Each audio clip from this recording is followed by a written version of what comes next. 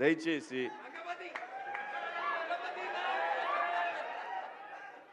ఇంకో విషయం చెబుతున్నా, అమ్మాయిలు హీరోయిన్లు ఏ బట్టలు పెడితే వేసుకొని పోతే మనమే దరిద్రం అనుభవించాల్సి వస్తమ్మా. ఏమనుకోవద్దు, హీరోయిన్లు అందరూ మీరు అనుకున్నా నాకు పోయేది లేదు, లాగి పీకుతాం మనం, అది వేరే విషయం. కానీ మీ అందం చీరలోనో మీ అందం నిండుగా కప్పుకునే బట్టల్లోనే ఉంటుంది తప్పితే సామాను కనపడే దాంట్లో ఏముండదమ్మా.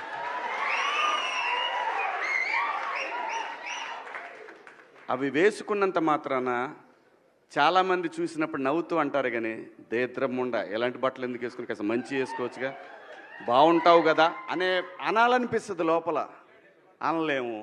అంటే మళ్ళీ స్త్రీ స్వాతంత్రం లేదా స్వేచ్ఛ లేదు.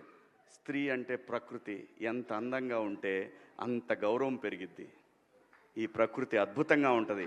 అలాగే స్త్రీ మా అమ్మ చక్కగా ఎప్పటికీ గుండెల్లో కనపడతా ఉంటుంది, ఒక సావిత్రమ్మ కానీ ఒక సౌందర్య కానీ. అలాగే ఈ జనరేషన్లో ఇంకా చాలామంది, రష్మిక, చాలామంది అమ్మాయిలు ఉన్నారు. వీళ్ళందరూ ఇంపాక్ట్ క్రియేట్ చేశారు కాబట్టి అమ్మటే చెప్పగలుగుతున్నాం. గ్లామర్ అనేది ఒక దశ వరకే ఉండాలా, ఇంతవరకు ఉంటే పర్లా, అది ఇక్కడికి రాకూడదు.